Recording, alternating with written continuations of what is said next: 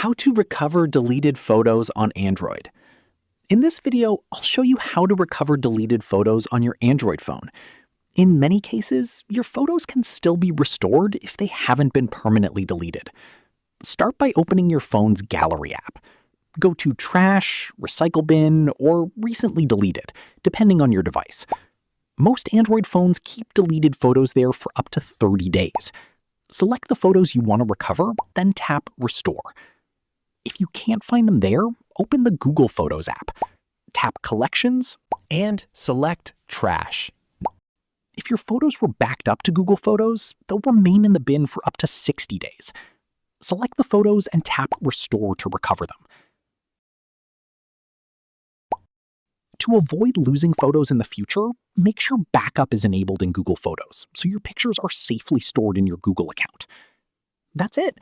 You've successfully learned how to recover deleted photos on Android. If you find this video informative, click on like, share, and subscribe for more videos.